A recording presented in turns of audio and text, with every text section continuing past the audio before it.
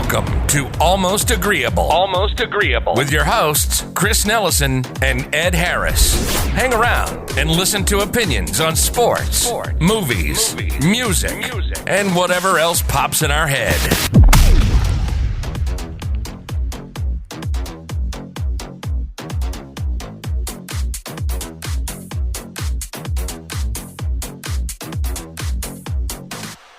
Hello and welcome to another episode of Almost Agreeable. I'm one of your hosts, Edward Harris. And I'm Chris Nellison. Went with a full name this time. So today, we're going to be talking about the NFC North. Some kind of updates in baseball, basketball, and then finish off naturally with some hot routes. Good. I like hot routes. I do like this thing we're doing here, right? This is going to be essentially week 3 of us going through the divisions in the NFL. Yeah. And this week we arrive at the NFC North, which is actually full of heavy hitters as well. Kinda. Well, kinda. Historically. I mean, we talk about one of the best defenses that ever existed in that division. Yeah, I can't deny it. We talk about the trophy, that the Super Bowl trophy is named after a legendary head coach who coached the Packers. Exactly. And then you have, in recent years, some pretty exciting playoff moments from your Vikings. Yeah. The poor Lions. I always forget. The poor Lions. They haven't been to the playoffs since, I think it's like 90, or I think they haven't won a playoff game since like 91. It's something ridiculous. They haven't won a playoff game in a hot minute. Well, when you play in a division where a team like Green Bay is just like jumps from Brett Favre right into Aaron Rodgers. Yeah. It sucks. It's like being in a division with Pat Mahomes. Oh, wait. Oops. I am in a division with Pat Mahomes. Really just one of those things that's just handed right off from one to another. Yeah. Like, yeah, Joe Montana and Steve Young.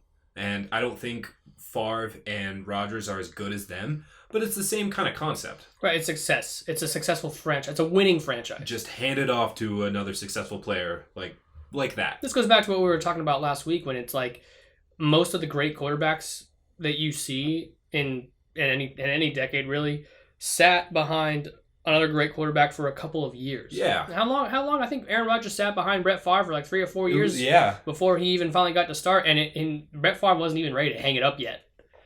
Oh no, he was still sending dick pics and in his Crocs. Don't forget, that's the most important part. In his Crocs, which I'm not gonna lie, I own a pair of Crocs and they're comfortable as shit. Okay, let's. Chris and I were in California snowboarding, and his dad gets him a pair of Crocs, and he's like, "Dad, are you serious? Like, you got me a pair of Crocs?" And then, I don't know, maybe an hour later, he puts them on, and he doesn't see that I see him, and I see him start walking, and he's just like, "Oh."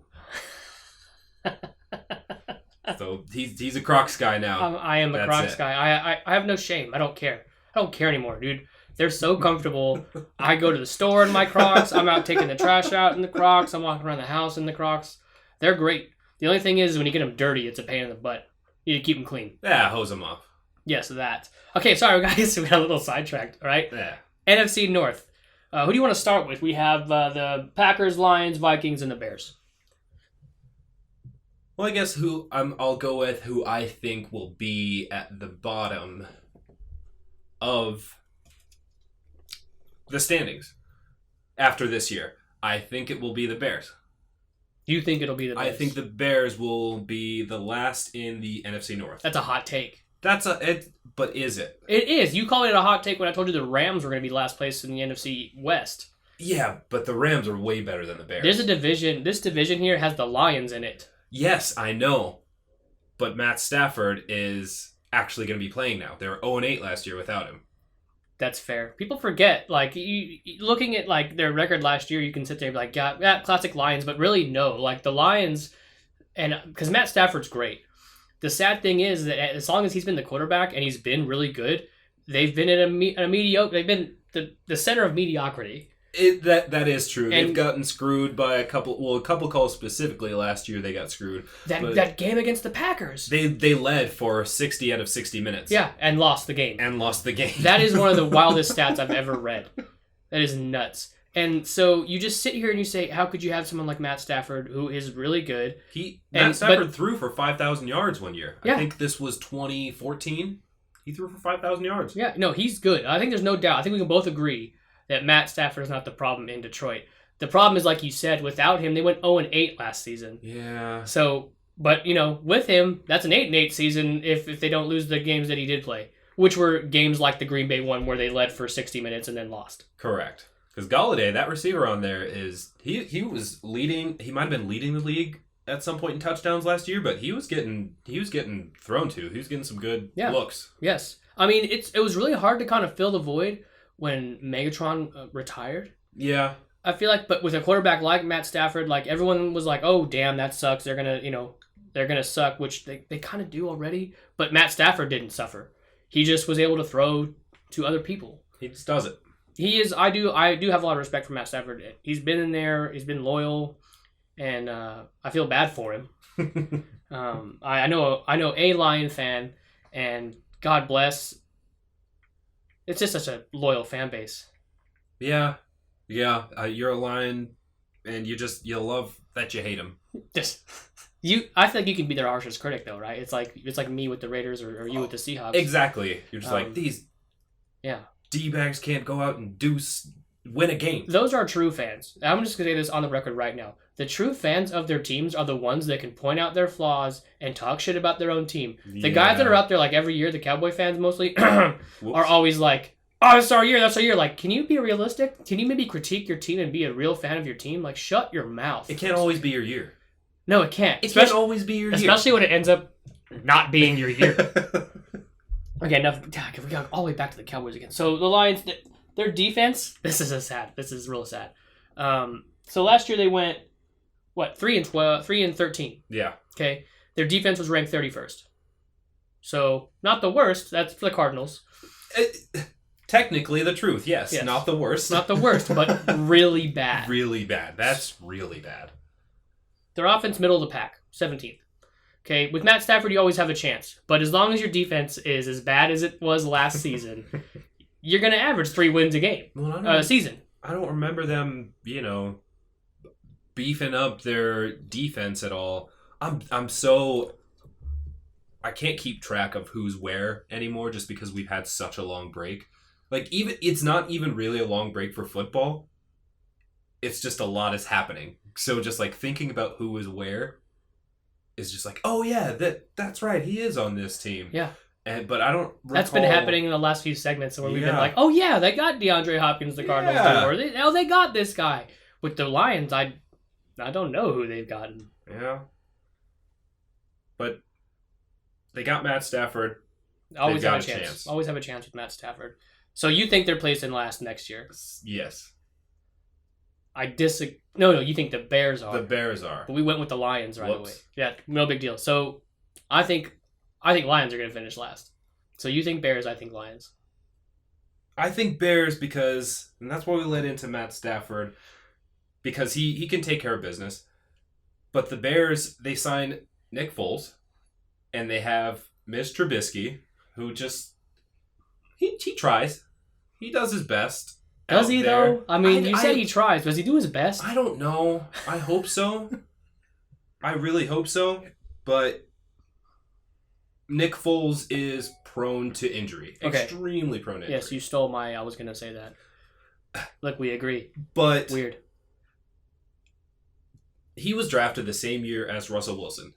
But doesn't he seem so much older? Oh, my God. Like, that, to me, is unfathomable. That he's only been in the league as long as Russ.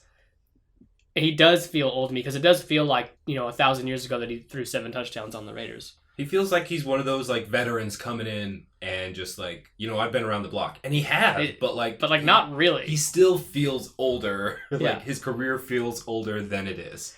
And so you say he's injury prone, and that's definitely statistically is accurate. It's sad though, because you look what he did with that Eagle team, right? Once Wentz went down. And then I feel like everyone was feeling for him coming off that Super Bowl high. Like, bro, I hope he gets a starting job somewhere. Obviously, the Eagles are going to stick with Wentz. That's their boy. Yeah. So I hope he can go somewhere and have the same kind of success. And then he goes to Jacksonville and gets hurt.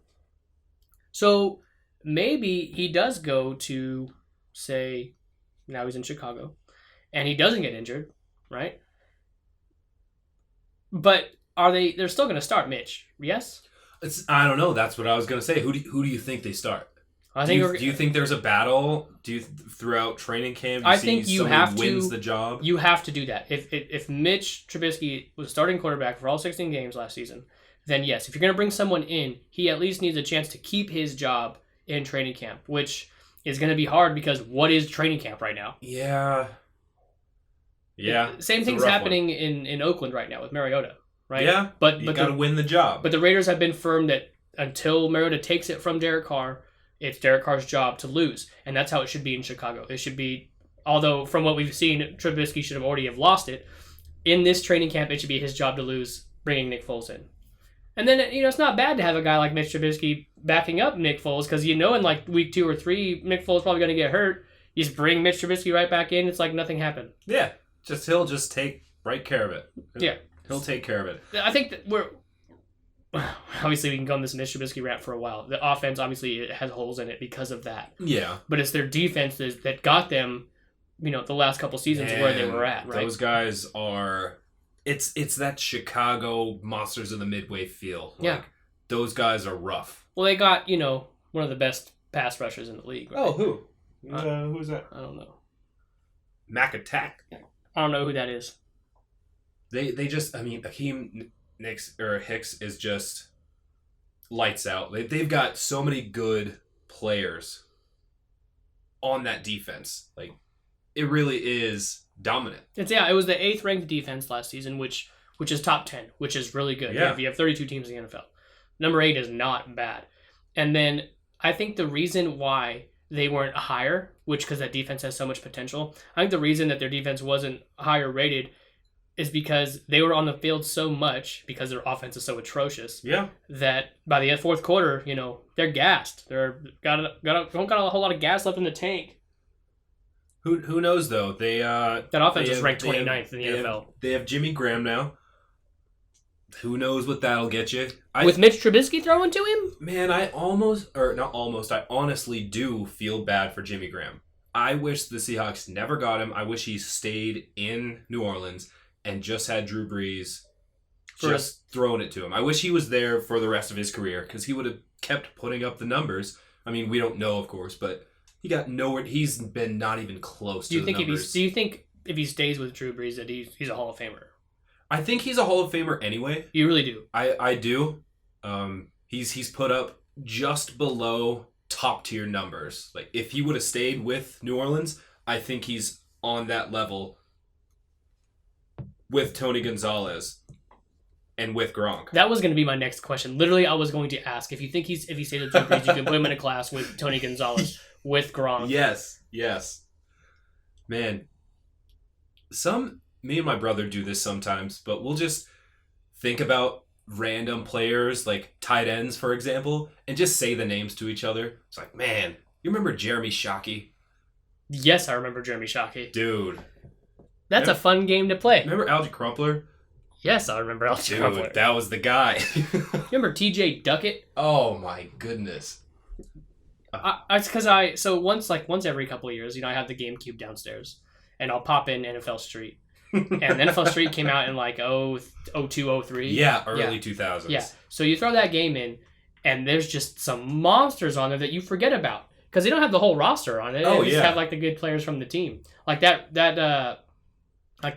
Rich Gannon is the quarterback for the Raiders in that game. So it's just that's how old it is. And TJ Duckett is a beast in that game. Monstrous. Ricky Williams is a beast in that game. Yeah. Edgerrin James is a beast in that game. Edge, dude. Yeah. Peyton's young. He's just on the Colts. Yeah. He's just a young Peyton. So, yeah, that's a nice little game to play, I guess. So, yeah, that offense, terrible. That defense, obviously a great defense.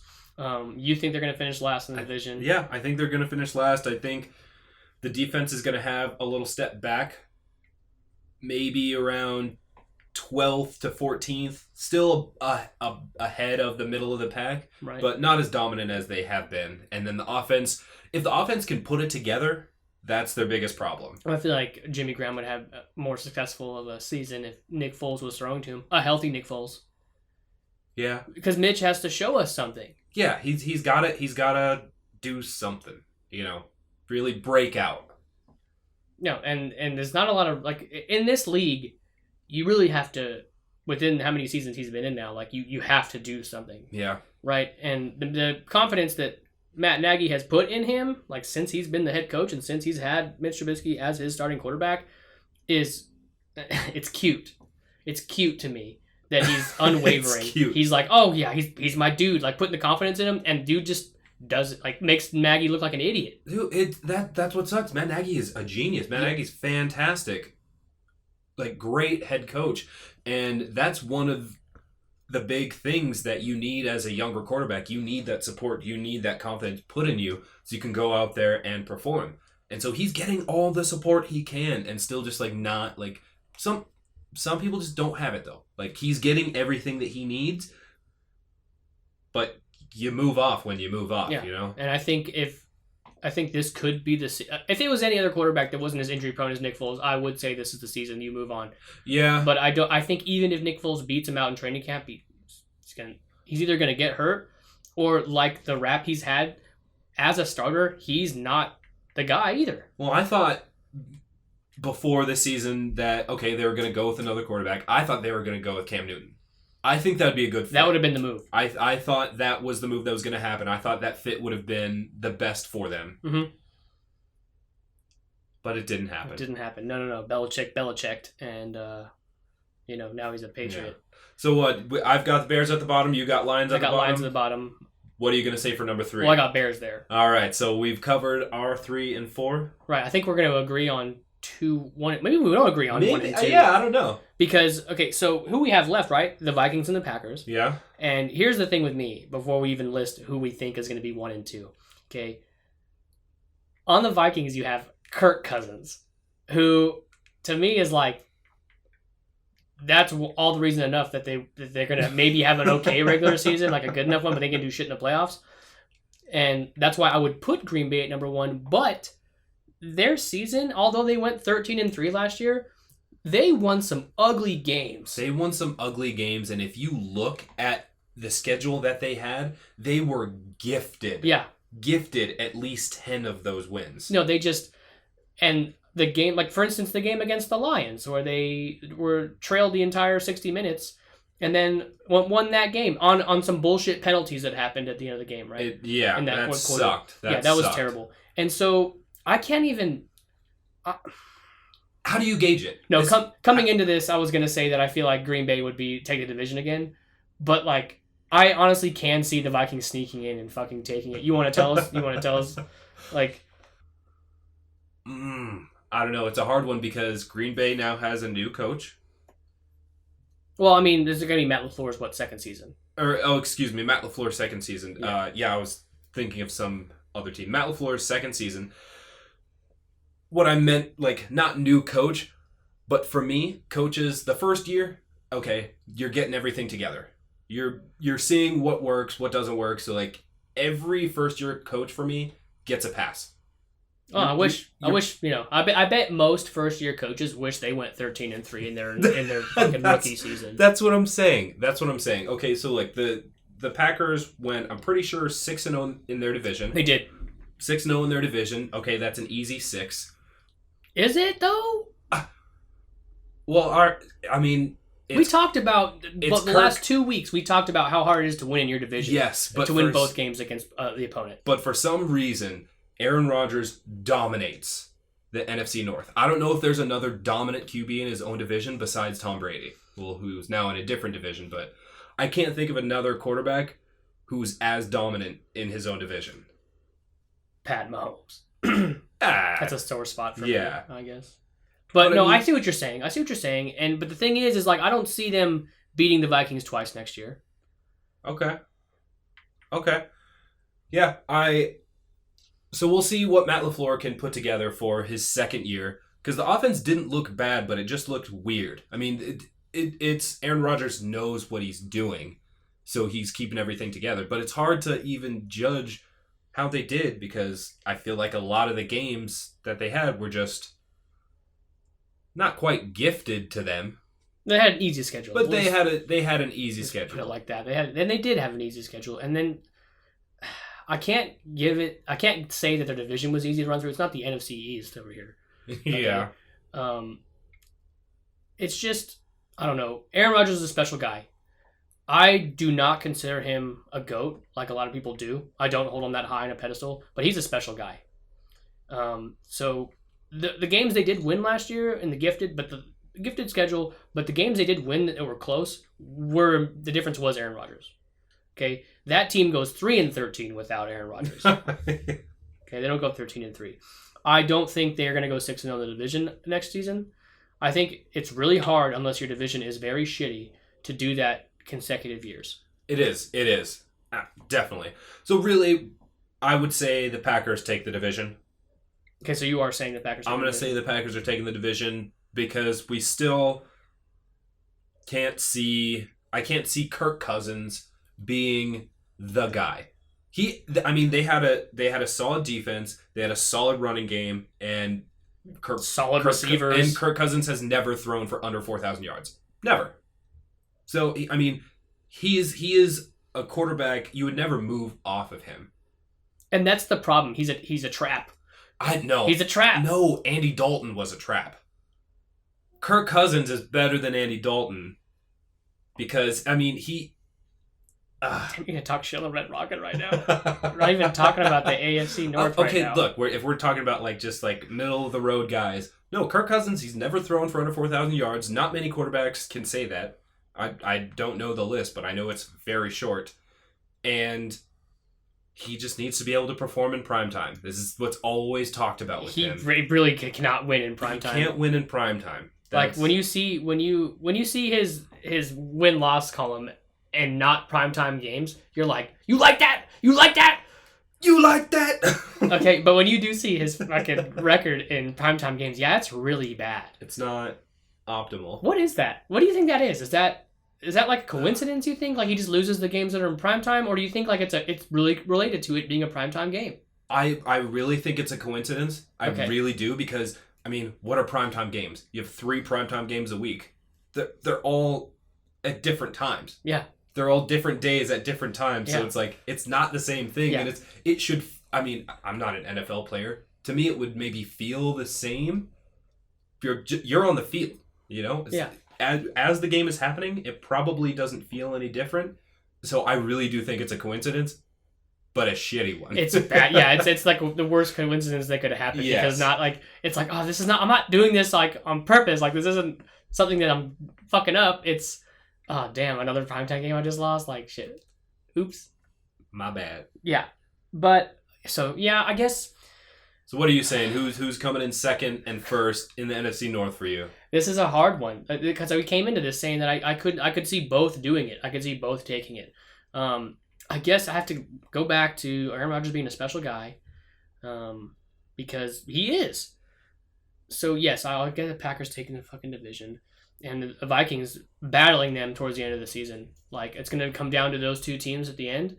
And it's going to, those last 3 games of the season, most of them, 2 out of 3 usually are division games. Yeah, they swing the standings a lot. So I see that happening, but I do see Green Bay taking it. But I do see Green Bay's windows closing. You think so? Yeah. Aaron Rodgers is what, 35, 36? Mm-hmm. He's that's, in any sport, that's old. Right. That is old. And the difference between him and Tom Brady, as far as if we're talking about longevity, is that Tom Brady isn't a mobile quarterback like Aaron Rodgers is. Aaron Rodgers is taking hits. He's never been a physical quarterback. No, he's a stand in the pocket thrower. Aaron Rodgers runs around, gets hit. He still runs around and he does it fantastic. Yeah. The things he does is honestly magic. Some of the stuff that he does, it just doesn't make sense, and you're just like, how did that even happen?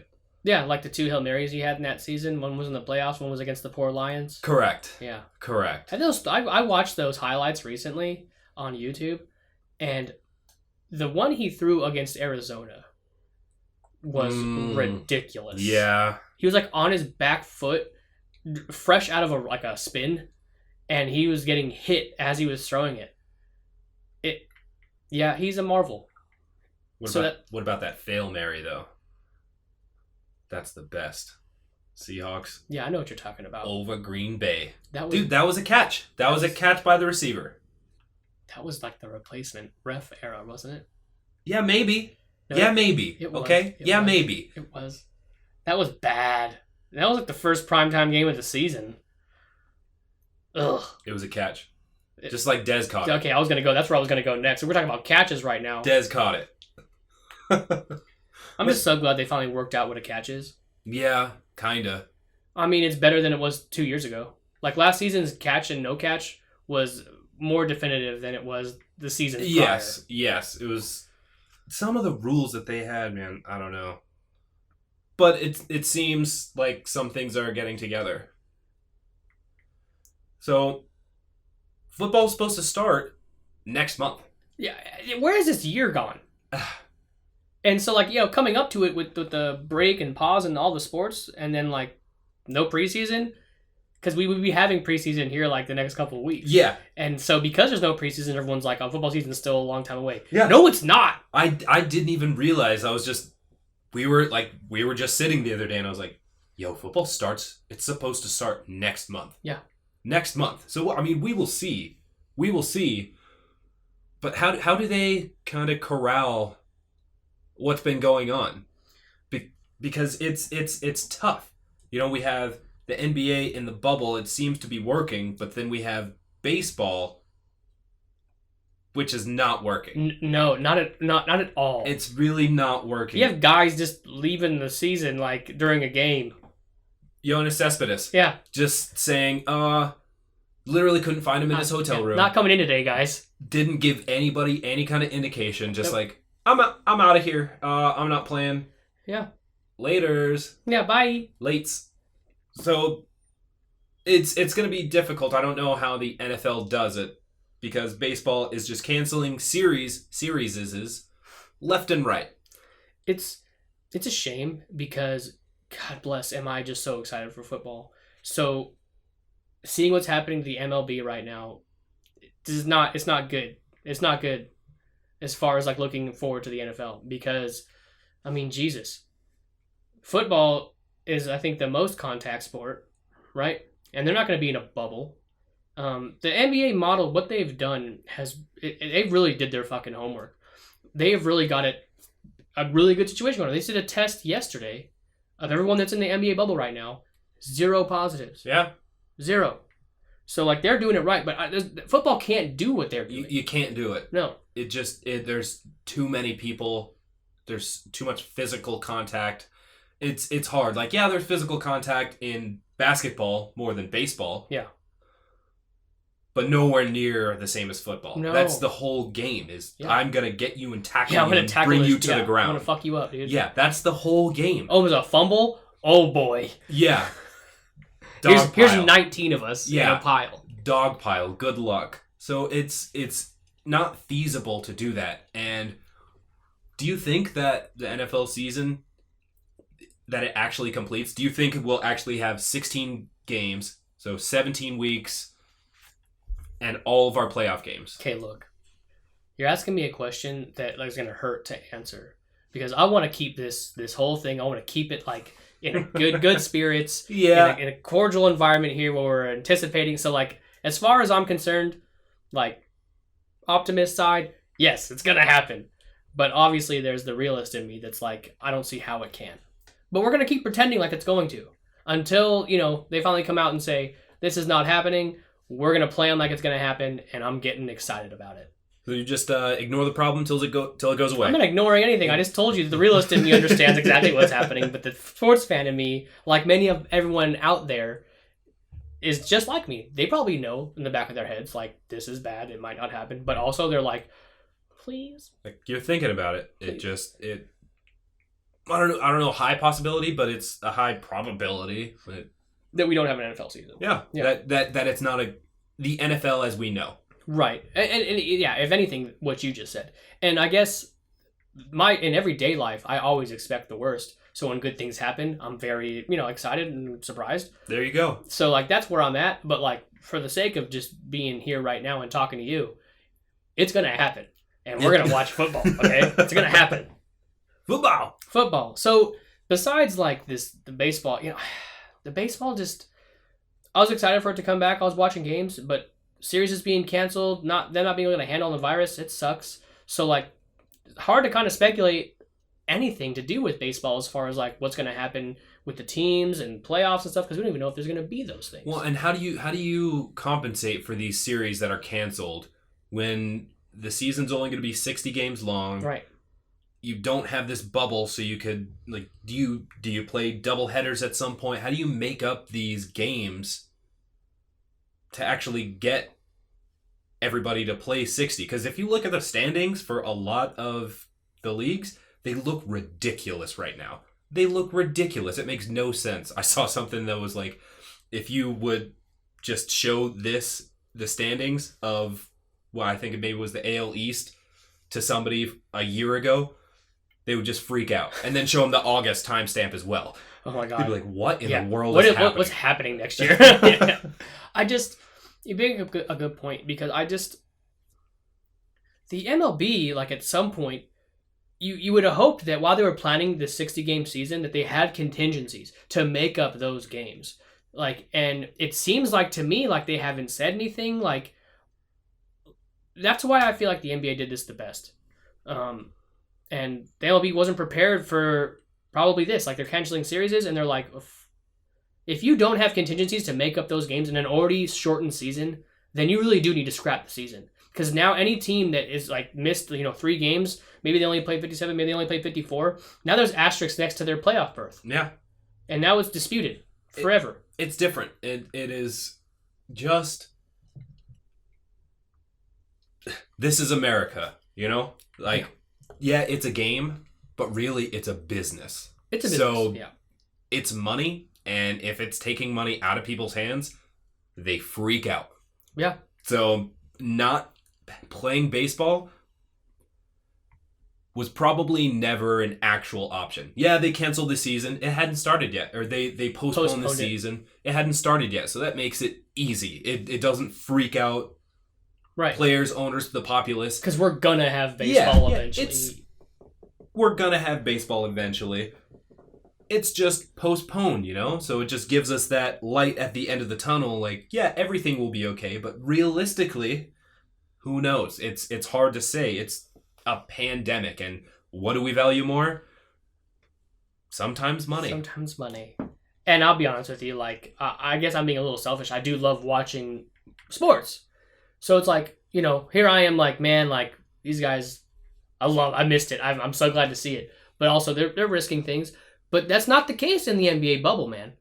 Like, let's change gears here and talk about how a successful league does some stuff to make sure that they have it. Essentially, it looks like they have it, a pretty good thing going. Yeah, they really are on top of it. I mean, it makes it a lot easier that there's only 5 active players on the court, so there's only 10 players on the court at any given time. Yeah. The teams are drastically different than baseball and football, so it just they're able to contain this, or well, keep it out rather. Right, and you have this amazing opportunity that they had to get the the Disney or in Orlando, whatever they're using, like the Disney Sports Complex, right? That apparently had 1,000 basketball courts on it or something. Yeah, something what crazy. Other what place in America has like that for football fields or for baseball diamonds?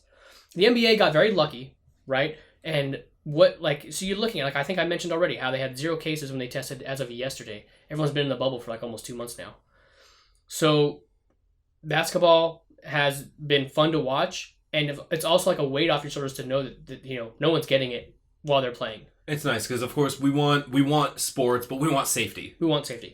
So just seeing this work kind of gives it back, it gives something back to us. Just okay, I this is nice. It feels normal again. Not completely ignoring everything that's happening, but a sense of comfort almost. Okay, so let me get your thoughts on this though. So stepping away from how they've done a great job with the pandemic and the bubble. First couple weeks in the bubble, what are your impressions on some of the teams that are playing right now, man? It was sloppy to start, obviously, with that long layoff. Yeah. But there's been some good basketball, and there's been some surprising teams. There has been some really good teams. I wish the Blazers were better overall. because I love Dame. Dude, okay, so I'm glad you brought that up, okay, because you also got CJ McCollum in there. Yeah. Who's also great. Yeah. But it's the Dame show. It is. And here's what scares the shit out of me, okay? The Trailblazers are like a half a game out of taking that 8th seed from Memphis. Exactly. To get into the playoffs.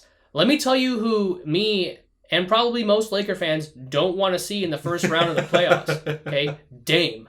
I don't want to see that shit. I love Dame, and Dame has been lighting it up, man. Yeah. He was made for this bubble, and so is Devin Booker on the Suns. The sad part about the Suns, man. and he's been doing great. The sad thing about the Suns is they don't have a chance to get into the play. They have a 3% chance to get to the 8th seed.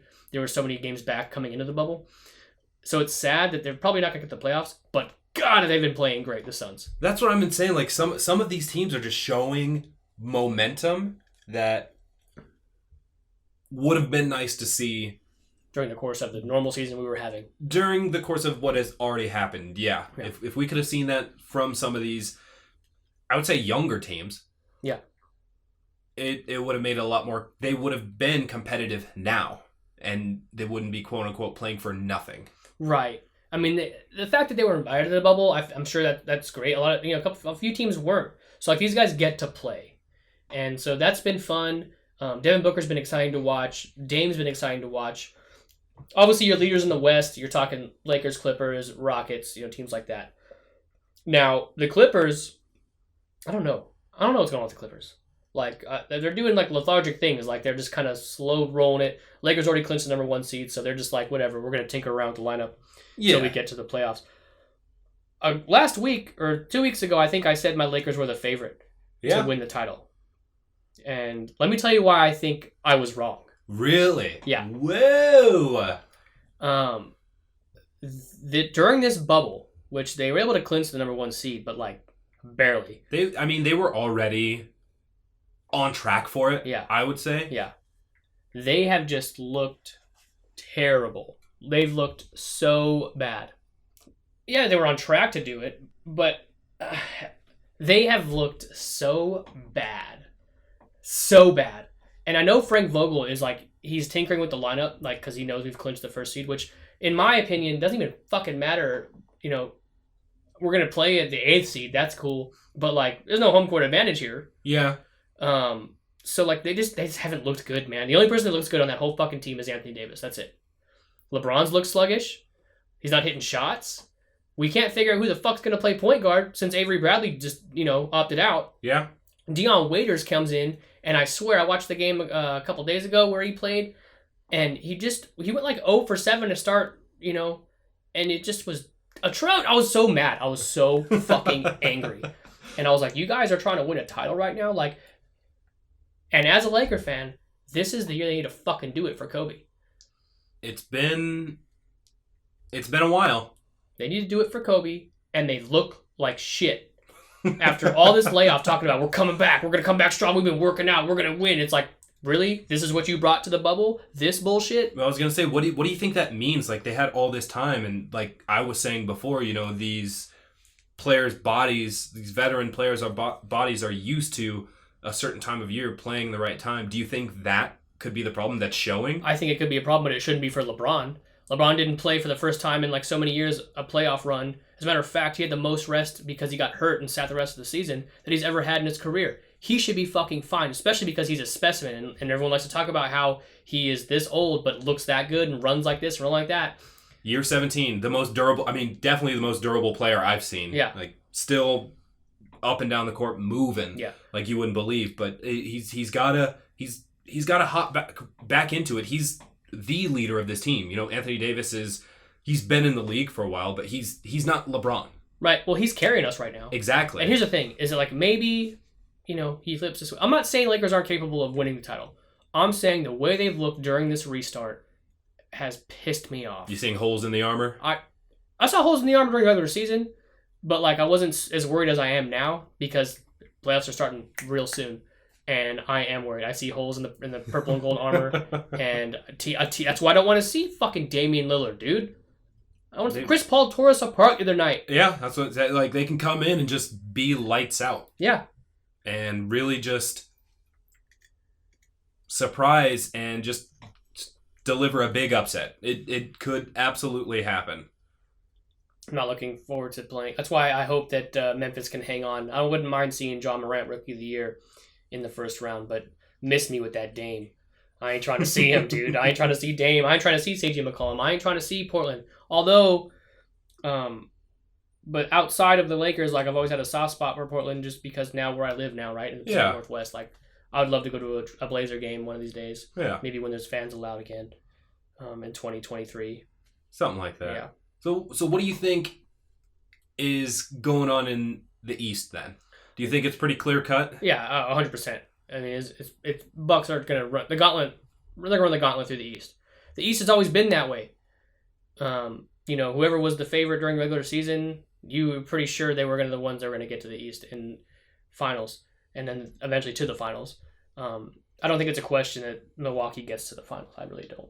And like there's some good teams in the East. There is. Like I like the Pacers. I like a the lot. Celtics. The Celtics, Raptors minus Kawhi still look good. They're second. Yeah. They're second in the Van East. Vliet's been playing lights out too during this bubble, man. Yeah. That guy.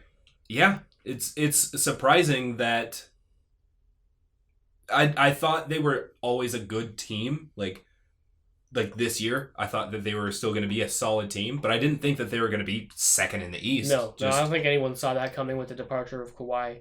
And then switching back to the West, it's like I didn't even mention James Harden.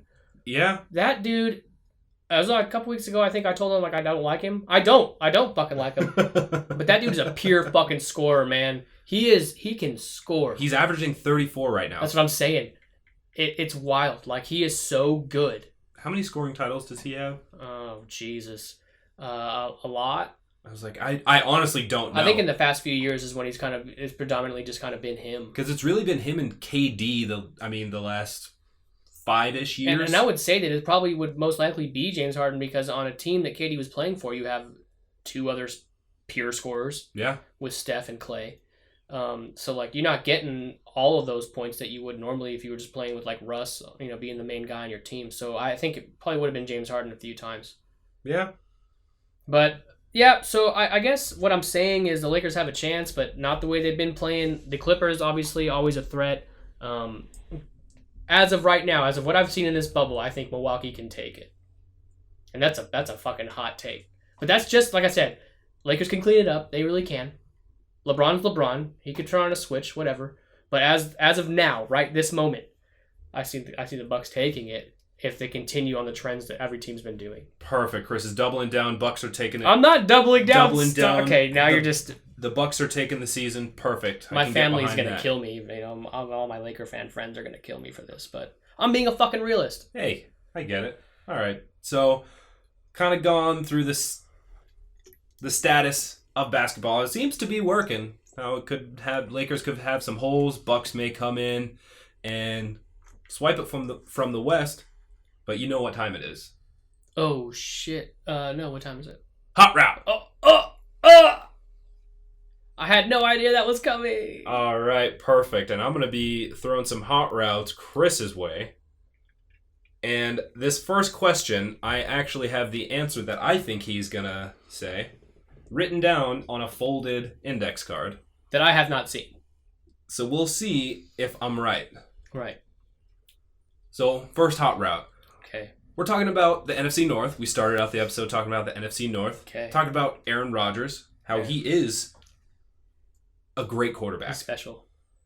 Who's the greatest Packers quarterback of all time? Shit. Okay.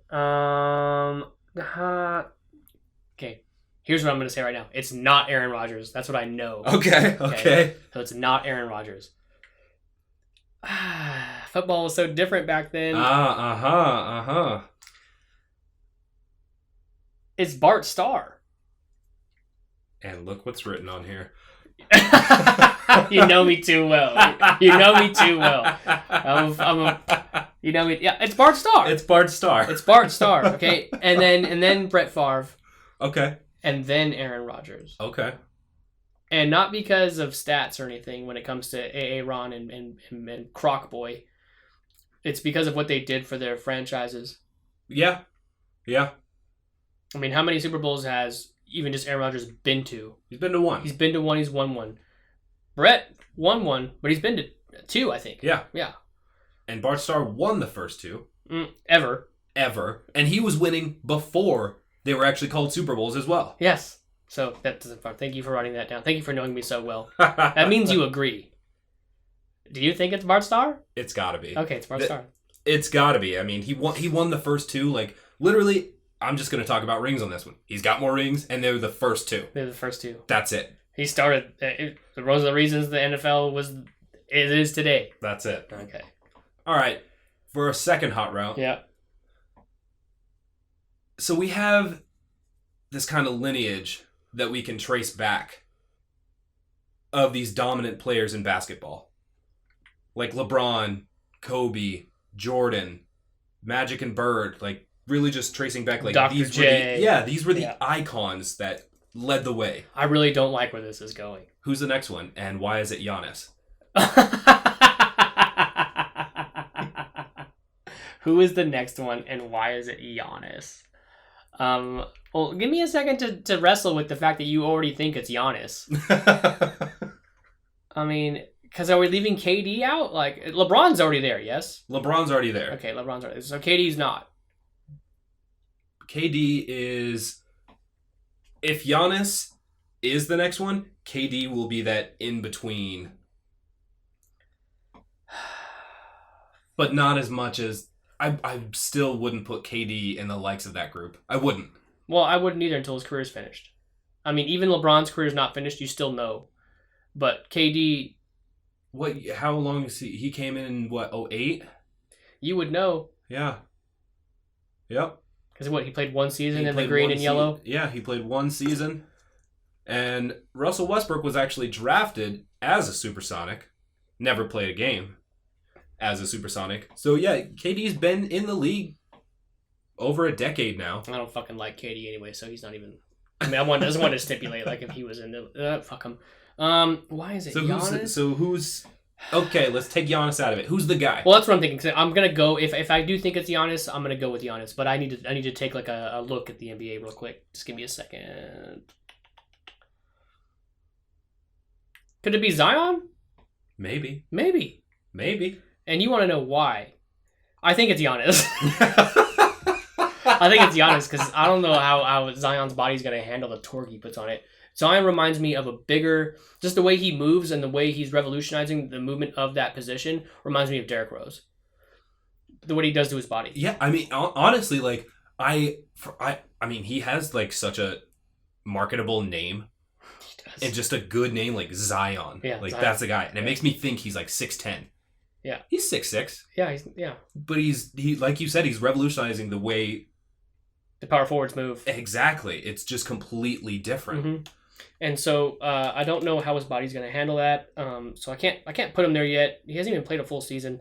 Yeah, it's Giannis, and it's Giannis because, God bless, he's just such a talent. Let me take that Milwaukee Bucks team and build a team around him, and they're in championship conversations. I mean, this isn't the end either because this was going to happen. He's either going to do this in Milwaukee for a while, and he might break through in Milwaukee and win a title. But even if he leaves, he's going to go somewhere and win. He's going to win. Giannis will win championships before he's gone. He just has that hunger. Yeah. He does. And he has the fucking talent. Yeah. Like, everything. That combo is deadly. He plays D. He can shoot outside. He's got amazing footwork. So, yes, it's Giannis, and I just told you why. Fucking don't ever presume to tell me who I'm going to say again. That's two thus far, shooter. All right, and lastly... There's some new rules with baseball that we went over a couple weeks ago with having with the extra innings. Yeah.